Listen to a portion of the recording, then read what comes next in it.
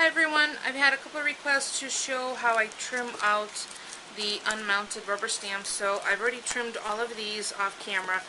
I did save this one to show you how I do it, and I'm using the Tim Holtz Tonic non-stick scissors because they have a short, sharp edge. And what I'm going to do is I'm just going to lean in so I can see it. And I'm sorry I'm not in my office today because I threw my back out, so I'm in the living room against a cushion. So this is the fallen leaf stamp, and the detail is just, it's miraculous that that much detail can be picked up, and it absolutely stamps that well as well. So, see, so what I'm going to do first is trim off, do a rough trim. And I'm keeping the scissors perpendicular to the rubber because I don't want to undercut. So if you tilt your scissors, you'll be undercutting the image, which will prevent you from getting a crisp stamp. So I'm just trimming off edges. I'm going as close as I can. Initially I'm just trimming off the volume of the rubber, and I might go in and get more closer detail.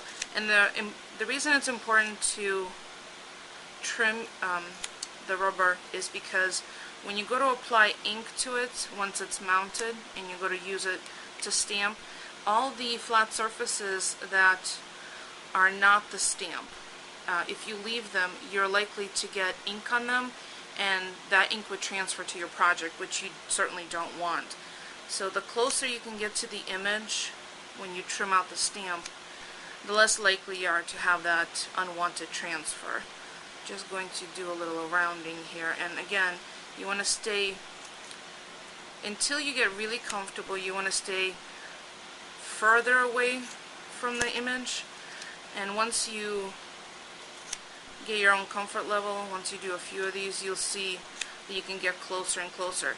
If you don't cut close enough, you can always cut more. If you cut too close and you ruin the image, then you've gone too far. So you want to give yourself a little bit of room, but yet not leave too much of that non-image rubber that would transfer the ink. And let's see, one more here.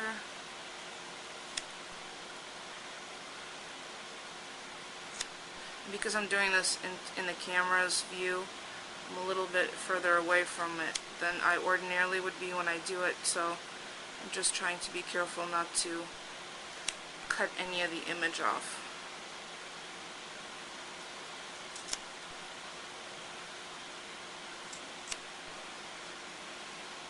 So there you have it. It's all trimmed out.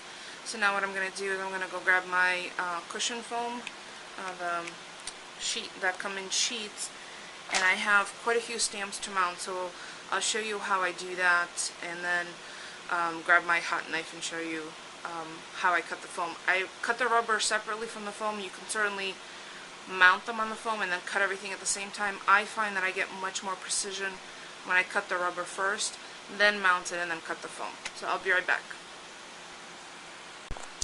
Okay, I'm back. I grabbed my box of the cling cushion foam, mounting foam, and this is how I store mine. I actually purchased, I think, 10 sheets, and there's multiple increments, and I'll list them on the screen that they're available in, as well as rolls. So if you're, I suppose, remounting all your wooden stamps, you might want to invest in the roll, but I keep them right here in this box. They're stay dust free, and this is the sheets. So I'm going to grab one, and I might need more than one sheet, and these are 9 by 12, and they're 1/8 thickness. So I'm going to, and there's two different sides. One side is the sticky one, and it's super sticky, and one side is the cling one. So you'll just have to take a look and see which one. So this is the sticky side, and I'm only going to peel back as much as I need to use initially. I don't want to peel back the entire thing quite yet because we have pets, and animal hair will keep things from sticking. So first I'm going to And this is where your Tetris skills come in useful. I'll just move that out of the way. So what I'm going to do is I'm going to align against this already existing straight edge some of these straighter stamps that I have. So this one is straight and corner, and I may have to go out of frame for a second to line it up just to make sure, so it gives me less that I have to trim. So I've just placed it in. Just a gentle push helps. If you have a rotary cutter and you apply, like I have a lot to apply, and a lot of them are straight edges, that's the easiest way to separate the foam, is to use a rotary cutter. But because I have so many different intricate images this time, I don't think it'll be useful. So I'm going to use that hot knife. So I'm just peeling back enough that I need, exposure in order to adhere. I just don't want to uncover the entire thing quite yet. And you can get them relatively close, as long as you could trim it out. That's fine. So now I have the straight ones here. Let's take a look and see which ones will fit on this part, because I really want to get the biggest bang for my buck. So I'm just gonna, oh, that will fit nicely, I think. So I'm just going to turn it. I want to make sure nothing is hanging off the edges when I put it down.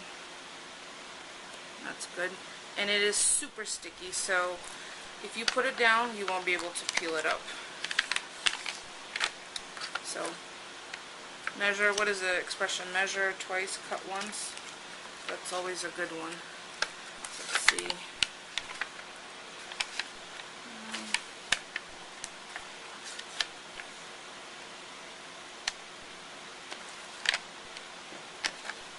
So I'm going to finish adhering all of these, and I'll be right back with a full sheet, or as many as I need to for all these stamps. I'll be right back.